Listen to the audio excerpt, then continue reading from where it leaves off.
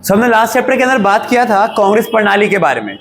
कांग्रेस प्रणाली जिसके अंदर हमने बात की थी कुछ पॉइंट्स, जिसके अंदर हमारे पास था कि आखिर 1960 के दशक को क्यों भारत के लिए एक चुनौती का दौर माना जाता है। हमने उस दौरान यही पढ़ा था कि हमारे देश के अंदर इस समय क्या क्या समस्या हुई।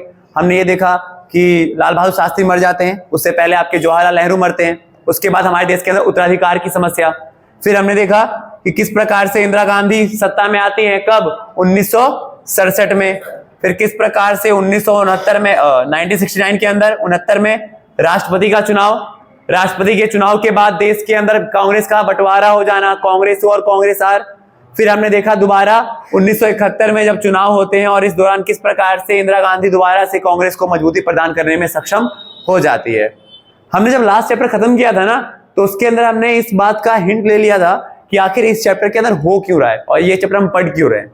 तो एक बार मैं आपको वहीं से हल्का सा रिकैप करते हुए चलता हूं कि आखिर ये जो चैप्टर है आपका लोकतांत्रिक संकट या लोकतांत्रिक पुनरुत्थान, इसके बारे में दोबारा से हम प्रारंभ करते हैं। ठीक है, जैसा कि हम सबने देखा था कि 1971 के अंदर इंदिरा गांधी जीत जाती हैं और मैंने आपको एक चीज बताया था, ये जो पैरा है पूरा, कि इस चुनाव के अंदर भी या इस चुनाव में भी इंदिरा गांधी एक बार फिर से कहां से खड़ी होती हैं, रायबरेली से, और रायबरेली से ही चुनाव लड़ती हैं और जीत भी जाती हैं। और उनके विपक्ष में कौन खड़े थे उस समय, तो उनके विपक्ष में थे समाजवादी पार्टी के नेता, क्या नाम था उनका, राजनारायण। तो उनके विपक्ष में होते हैं समाजवादी पार्टी के नेता राजनारायण, जो किससे हार जाते हैं, इंदिरा गांधी से। बट कहीं ना कहीं यही जो चुनाव की जीत है ना उनकी 1971 में, जो रायबरेली के चुनाव में उनकी जो जीत थी, कहीं ना कहीं यही जीत उनके राजनीतिक पतन का कारण भी बनती है। अब ऐसा हुआ क्या था इस दौरान, तो हमने देखा जो राजनारायण था ना, जब वो चुनाव हारता है तो उसके बाद वो कहां जाता है, इलाहाबाद हाई कोर्ट में। इलाहाबाद हाई कोर्ट जाता है और इलाहाबाद हाई कोर्ट में जाकर के वो अपील करता है। और उसकी अपील क्या थी कि इंदिरा गांधी ने जो ये चुनाव जीता है 1971 में, यहां पर उन्होंने गैर संवैधानिक तरीके से चुनाव लड़ा था। गैर संवैधानिक का मतलब ये है कि हमारा चुनाव आयोग ये कहता है कि कोई भी नेता जो पहले से पद पर है या कोई भी प्रधानमंत्री जो पहले से पद पर है, वो चुनाव प्रचार के दौरान या चुनाव प्रचार के दौरान किसी भी सरकारी मशीनरी का या किसी भी सरकारी कर्मचारी का इस्तेमाल नहीं करेगा। तो राजनारायण जो समाजवादी पार्टी के नेता थे, उन्होंने इंदिरा गांधी के ऊपर यही आरोप लगाया इलाहाबाद हाईकोर्ट के अंदर जाकर के कि जज साहब, हुआ क्या है कि इंदिरा गांधी ने चुनाव प्रचार के दौरान सरकारी मशीनरी या सरकारी कर्मचारी या सरकारी ताकतों का गलत उपयोग किया। और इत्तेफाक से उनका ये आरोप उनके ऊपर सिद्ध भी हो जाता है। किसके ऊपर, इंदिरा गांधी के ऊपर। और वही था यहां पर कि कोर्ट ने राजनारायण के आरोपों को सही पाया और इंदिरा गांधी के चुनाव को अवैध घोषित करते हुए उन्हें 5 साल तक चुनाव ना लड़ने का सजा या उनके ऊपर पाबंदी लगा दी। इंदिरा गांधी ने इस चुनाव की अपील की थी या इस फैसले की अपील कहां पर की, सुप्रीम कोर्ट में। तो हम इसी के आगे आज चैप्टर को चालू कर रहे हैं। ठीक है, तो अब देखो बात करते हैं क्या कि आपातकाल की घोषणा। तो जैसा कि मैंने आपको बताया कि 12 जून 1975 को इंदिरा गांधी चुनाव जीतती है 1971 में, और 12 जून 1975 को इलाहाबाद हाईकोर्ट के न्यायाधीश, और न्यायाधीश का नाम क्या है, जगमोहन लाल सिन्हा। ठीक है, जगमोहन लाल सिन्हा ने इंदिरा के 1971 के चुनाव को क्या घोषित कर दिया, गैर संवैधानिक या असंवैधानिक घोषित कर दिया। ठीक है, समझ गए। ये बात कब की हुई है, तो ये बात हुई है आपकी 12 जून की। और फिर इसके अगर हम बात करें तो 24 जून 1975 को सर्वोच्च न्यायालय यानी सुप्रीम कोर्ट ने उच्च न्यायालय के यानी कि इलाहाबाद हाईकोर्ट के फैसले पर स्थानादेश यानी हल्का सा उसके ऊपर स्टेबिलिटी लगाते हुए यह घोषणा की कि इंदिरा को मैंने बताया ना आपको, इलाहाबाद हाईकोर्ट ने इंदिरा गांधी के चुनाव को गैर संवैधानिक घोषित कर दिया था। वो कब की बात थी, 12 जून 1975 को। और इंदिरा गांधी को सजा क्या दी थी, सजा ये दी थी कि इंदिरा गांधी आने वाले 5 साल तक चुनाव नहीं लड़ेंगी। और इंदिरा गांधी ने इस फैसले की अपील कहां पर की थी, सुप्रीम कोर्ट में। तो सुप्रीम कोर्ट ने क्या किया, तो ठीक 12 दिन के बाद सुप्रीम कोर्ट ने इंदिरा गांधी की अपील का पर फैसला सुनाते हुए यह कहा कि जब तक हम इस अपील की या इस कार्रवाई पे पूरी तरह जांच नहीं हो जाती, तब तक इंदिरा सांसद तो रहेंगी, बट वो मंत्रिमंडल के किसी भी फैसले में या किसी बैठक में पार्टिसिपेट नहीं करेंगी। और ये फैसला कब हुआ था? 24 जून को। समझ में आया चीज?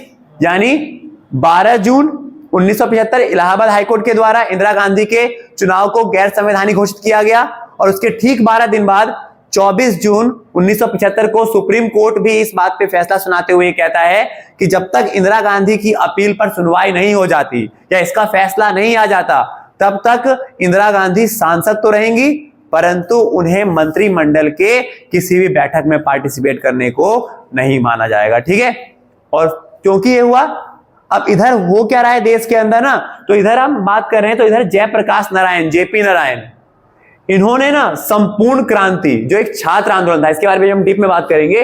और इधर यह हुआ कि जयप्रकाश नारायण, जो कि संपूर्ण क्रांति के जनक थे, इन्होंने इंदिरा गांधी के खिलाफ मोर्चा लगा दिया, और जितने भी विपक्ष के नेता थे ना, सबको कहां बुलाया? सबको बुलाया दिल्ली के रामलीला मैदान में, दिल्ली में जो रामलीला मैदान है, और यहां पर सबको जमा करते हुए ये कहा कि हमें चाहिए इंदिरा गांधी का इस्तीफा, हम कम में बिल्कुल भी बात नहीं मानेंगे। समझ में आया चीज? और ये सब बात हो रही है 24 जून को। और इधर अब क्या होता है, जेपी यानी जयप्रकाश नारायण ने सेना, पुलिस और सरकारी कर्मचारी से यह आग्रह भी किया कि वे सरकार के अनैतिक यानी कि इंदिरा गांधी के अनैतिक आदेशों का पालन ना करे, क्योंकि इंदिरा गांधी प्रधानमंत्री तो बनी है, बट वो गैर संवैधानिक तरीके से बनी है। अब इंदिरा गांधी को इस बात का पक्का तय हो चुका था, बात या संदेश था उसने कि भाई इंदिरा की जो सुप्रीम कोर्ट कल फैसला सुनाएगा ना, वो फैसला मेरे अगेंस्ट में ही होगा। तो अब इंदिरा गांधी करती क्या है, तो 24 जून को फैसला सुप्रीम कोर्ट ने सुनाया, और 25 जून की मध्य रात्रि को इंदिरा गांधी क्या करती हैं, अनुच्छेद 352 आर्टिकल 352 का इस्तेमाल करते हुए वो क्या कर देती हैं। तो देखो पहले के टाइम में ना आर्टिकल 352 में ये कहा जाता था कि अगर देश के प्रधानमंत्री को यह लगता है कि देश में ना आंतरिक गड़बड़ी हो रही है या आंतरिक संघर्ष छिड़ने वाला है, तो प्रधानमंत्री के पास यह अधिकार है कि वो देश में क्या लगा सकता है, आपातकाल। तो इंदिरा गांधी ने इसी अनुच्छेद का यूज करते हुए 352 आर्टिकल का इस्तेमाल करते हुए क्या कर दिया, आपातकाल घोषित कर दिया। और हम सब जानते हैं कि आपातकाल घोषित हो जाने के बाद हमारे जितने मौलिक अधिकार होते हैं ना, सबके सब खत्म हो जाते हैं, बस एक रह जाता है, कौन सा, जीवन जीने का अधिकार। तो जैसे ही सुप्रीम कोर्ट का फैसला आता है 24 तारीख को सुबह में, तो 25 जून की मध्यरात्रि में ही इंदिरा गांधी अपने देश में क्या लगा देती हैं, आपातकाल। और यहां जो रामलीला में बैठे हुए ना बंदे, कई लोगों को तो ये भी नहीं पता चला कि आपातकाल की घोषणा भी हो गई। तो सुबह उनका स्वागत होता है पुलिस वालों के साथ, और लोगों को जेल में भरना शुरू। तो ये हुआ, इस तरह से आपातकाल की घोषणा हुई है। ठीक है, समझ में आया चीज भाई? हाँ,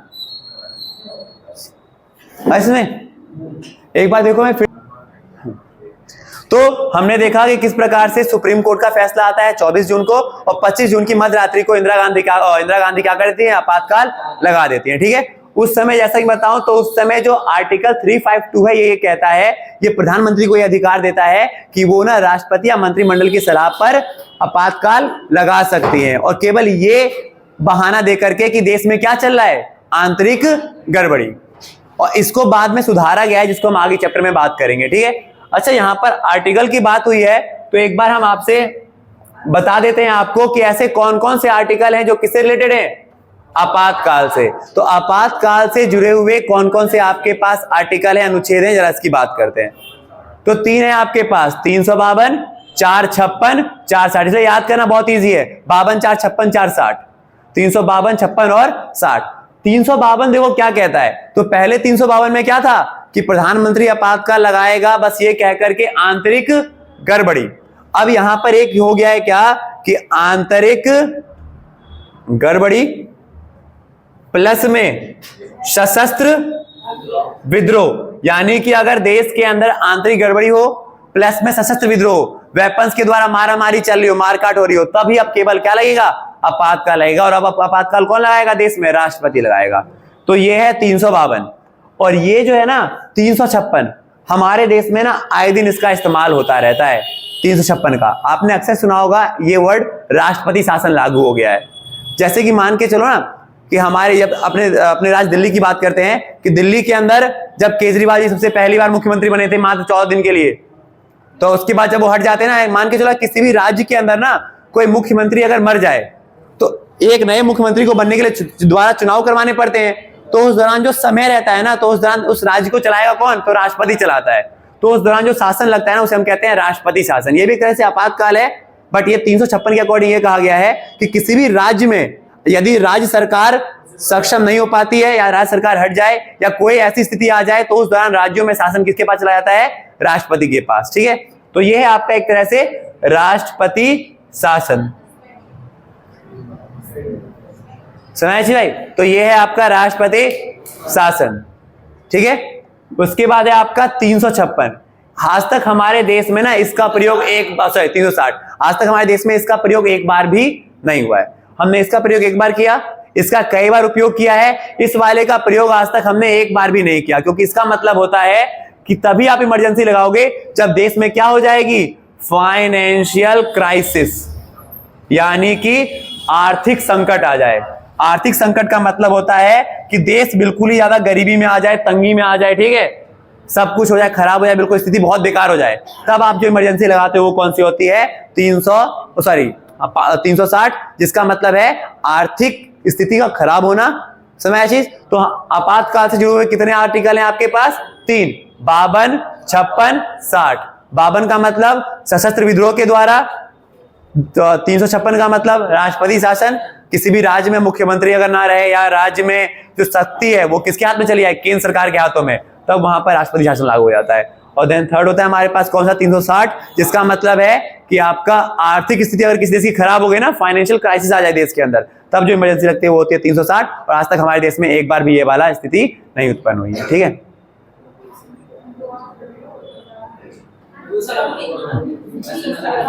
तो आप देखो ध्यान से समझना, हमने जो अभी लास्ट में पढ़ा, हमने ये पढ़ा था क्या? किसके बारे में? कि आखिर आपातकाल जो लगा, तो आपातकाल लगने के पीछे, या आपातकाल क्यों लगा, कब लगा, किस तरीके से था, हमने ये बात कर लिया कि आपातकाल 3 तरह के अनुच्छेदों के द्वारा लग सकता है आपका, 52, 56 और 60।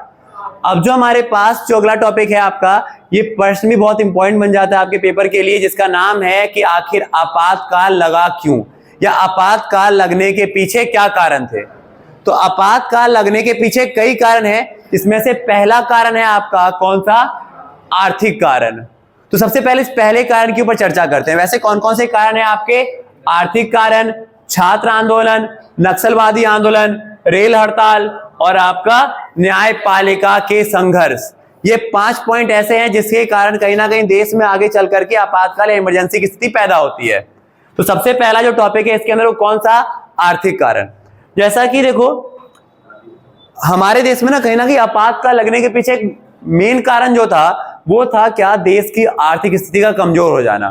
क्योंकि जब एक तरफ देश की आर्थिक स्थिति कमजोर हुई ना, तो कहीं ना कहीं लोगों को एक मौका मिला इंदिरा गांधी या इंदिरा सरकार के ऊपर बोलने का। और आर्थिक कारण कमजोर होने के पीछे कौन कौन से कारण थे? तो देखो आर्थिक संकट खराब होने के पीछे कई कारण है हमारे। पहला कारण क्या था? कि जो गरीबी हटाओ का नारा था ना, वो ज्यादा सक्सेस नहीं हो पाया। इंदिरा गांधी जो थी, जैसा कि हम सब जानते हैं, इंदिरा गांधी जो थी 1971 में, इंदिरा गांधी 1971 के चुनाव में जीती थी। क्या कहते हुए? कौन सा नारा दे करके? गरीबी हटाओ। उनका ये मानना था, या उससे लोग कनेक्ट भी इसलिए हो पाए क्योंकि लोगों को लगा कि इंदिरा आएगी तो देश की गरीबी समाप्त हो जाएगी। बट ये नारा जो था वो ज्यादा सफल हो नहीं पाया। देश की गरीबी नहीं हटी। लोगों ने अब ये कहना चालू कर दिया कि इंदिरा क्या कर रही है कि गरीबी नहीं हट रही तो गरीबों को हटा रही है। समझना ध्यान से। बात क्या हुआ हमारे पास कि इंदिरा गांधी जो थी वो 1971 के चुनाव में आई थी या विजय हुई थी अपने इस नारे के कारण, गरीबी हटाओ नारे के कारण। बट ये नारा जो था वो उतना ज्यादा सक्सेस हो नहीं पाया। और सक्सेस ना होने के पीछे मेन कारण क्या है हमारे पास? तो क्योंकि हम सबको पता है कि देश की ना निर्धनता जो थी वो काफी ज्यादा थी। इंदिरा गांधी ने ये तो कहा कि गरीबी हटाओ, गरीबी हटाने के चक्कर में लोगों को इस नारे से लोग कनेक्ट हुए, लोगों ने वोट तो दिया। अब लोगों को उम्मीद थी कि भाई इंदिरा गांधी गरीबी हटाएंगी, बट वास्तव में लग ऐसा रहा था कि गरीबी हट नहीं रही, गरीब हट रहे हैं। सही चीज। तो पहला जो आर्थिक कारण था जिसके कारण कहीं ना कहीं देश में आपातकाल लगता है वो ये था कि गरीबी हटाओ के नारा का विफल था।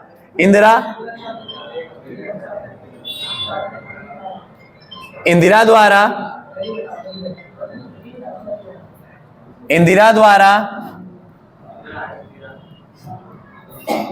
1971 का चुनाव जीता गया, जिसका एक प्रमुख कारण उनके द्वारा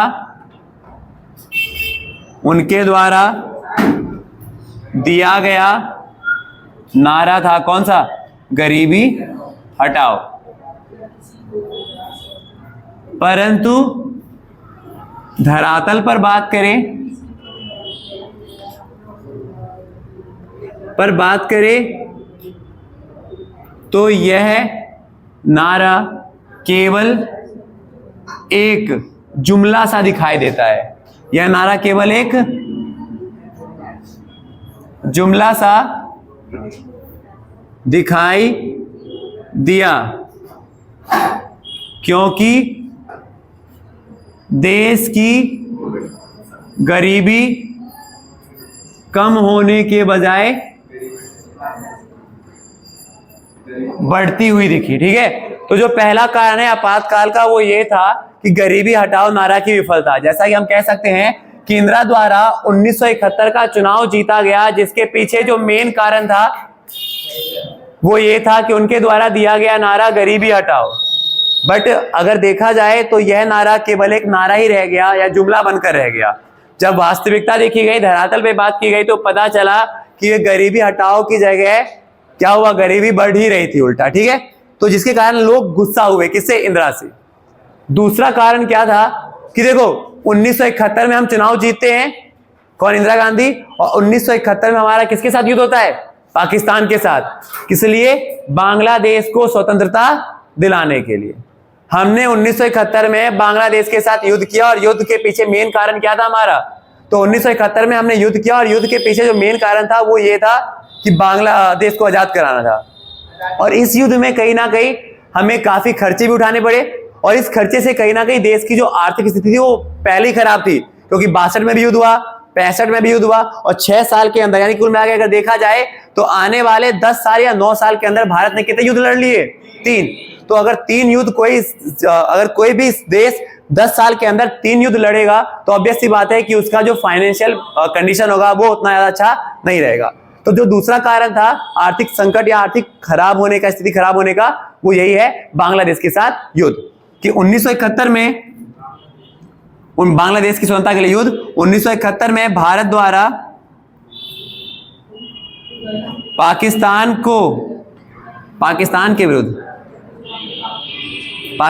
के विरुद्ध युद्ध किया गया, जिसका उद्देश्य पूर्वी पाकिस्तान यानी कि बांग्लादेश को स्वतंत्र कराना था। परंतु इस युद्ध में भारत को काफी क्षति व खर्चे भी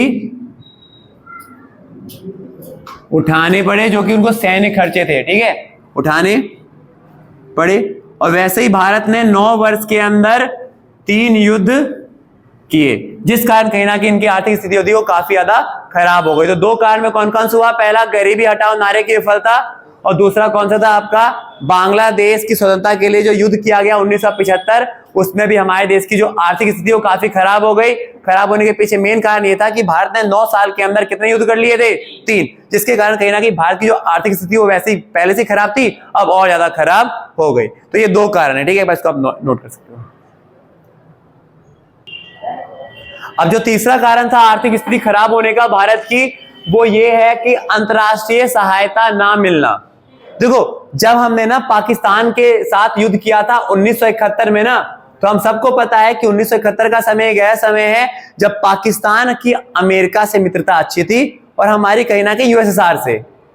और अमेरिका ने ना हमें साफ कह रहा था कि अगर आपने पाकिस्तान के इस मामले में, क्योंकि ये देखा जाए तो एक तरह से पश्चिमी पाकिस्तान और पूर्वी पाकिस्तान का एक आंतरिक मसला था जिसपे भारत ने हस्तक्षेप किया, तो कहीं ना कहीं अमेरिका ने भारत को साफ हिदायत दे दी थी कि अगर आपने इस युद्ध में अड़चन पैदा की या आप इसमें पड़े तो क्या हो जाएगा, हम आपको आर्थिक सहायता या किसी प्रकार की कोई सहायता देना बंद कर देंगे। तो कहीं ना कहीं यही हुआ कि 1971 में पाक के विरुद्ध युद्ध के कारण हमें अमेरिका से प्राप्त होने वाली या अमेरिका से जुड़े संगठनों से प्राप्त होने वाली आर्थिक सहायता क्या हो गई, बंद हो गई या कमी हो गई। ठीक है, और इससे कहीं ना कहीं जो देश की हालत थी वो बहुत ज्यादा खराब हो गई, क्योंकि हमने देखा था ना कि 1967 के अंदर 1967 में भारत ने क्या किया था, $1 पहले 5 था, उसे घटा करके कितना कर दिया था, $1 7 रुपए। और भारत ने ऐसा इसलिए किया था ताकि बाहर के लोग हमसे व्यापार करें, बट क्योंकि अमेरिका ने हमें हमारे से व्यापार करने से या हमें आर्थिक सहायता देने से साफ मना कर दिया, जिससे कहीं ना कहीं भारत के अंदर दोबारा संकट की स्थिति पुनः पैदा होती दिखाई दी। चौथा कारण की अगर हम बात करें तो वो ये था कि अंतरराष्ट्रीय बाजार में तेल की कीमतों में वृद्धि। इधर एक तरफ तो ये चल रहा था ना, वहीं दूसरी तरफ की अगर बात करें तो खाड़ी युद्ध भी चल रहे थे आपके इंटरनेशनल तौर पे, जो गल्फ कंट्रीज थी ना वहां पर ही वॉर चल रहे हैं, खाड़ी युद्ध। ऐसे केसेस में हो ये रहा है हमारे पास कि अंतरराष्ट्रीय मार्केट के अंदर किसकी कीमतें बढ़ रही हैं, तेल की। और हम सब जानते हैं कि अगर तेल की कीमतें बढ़ती हैं तो भारत के पास अपने तेल तो आते नहीं, भारत इधर तेल क्या करता है, आयात करता है, मंगाता है, और तेल की कीमतें बढ़ेंगी तो ऑब्वियस सी बात है यहाँ पर जो चीजें होंगी वो क्या हो जाएंगी, महंगी हो जाएंगी। तो यही था हमारे पास कि अंतरराष्ट्रीय बाजार में खाड़ी देशों के मध्य, खाड़ी देश मतलब गल्फ कंट्रीज जो है, अरेबियन कंट्रीज, ठीक है, खाड़ी देशों के मध्य युद्धों के कारण तेल की कीमतें बढ़ रही थी, जिस कारण भारत में वस्तुओं की कीमतें क्या हुई, महंगी हुई, और महंगाई अपने आप बढ़ती चली गई। तो इसलिए मैंने कहा ना कि गरीबों को लगा था कि भाई गरीबी हटेगी, बट क्योंकि एक्चुअल में सिनेरियो ऐसे बन रहे थे कि गरीबी हटी नहीं बल्कि गरीबी और बढ़ती चली गई, निर्धनता बढ़ती चली गई। तो ये 4 अभी तक पॉइंट है आपके, ठीक है, एक बार इसको कैप्चर कर लो। अब बात करते हैं जो 5वां कारण है हमारे पास, वो ये है कि शहरी व ग्रामीण बेरोजगार। तो एक तरफ देखो महंगाई बढ़ी है, ऊपर से जैसे मैंने कहा ना कि कच्चे तेल की कीमतें बढ़ गई, और हमने देखा कि हमारे देश में क्या चल रहा था कि आर्थिक स्थिति खराब थी, और जब देश की आर्थिक स्थिति खराब होती है, देश के अंदर महंगाई होती है ना, तो कोई भी निवेश नहीं करता, इन्वेस्ट नहीं करता, और जब इन्वेस्ट नहीं करेगा, चीजें महंगी हैं तो लोग माल नहीं खरीदेंगे, और जब खरीदेंगे नहीं तो उद्योगों में बना हुआ माल बिकेगा नहीं। तो जिससे क्या किया जाएगा, जैसे मान के चलो देश के अंदर जब महंगाई बढ़ती है ना, तो जो फैक्ट्री का माल है जो पहले से बना हुआ वो बिकेगा नहीं, और जब बिकेगा नहीं तो माल वैसे ही रह जाएगा, तो क्या दोबारा प्रोडक्शन होगा, नहीं, और जब दोबारा उत्पादन नहीं होगा तो क्या किया जाएगा, वहां से कर्मचारियों को जॉब से निकाल दिया जाएगा, ठीक है, बेरोजगारी आ जाएगी। तो ये वही समय था, और उपरोक्त जितने भी कारण थे, उपरोक्त कारणों से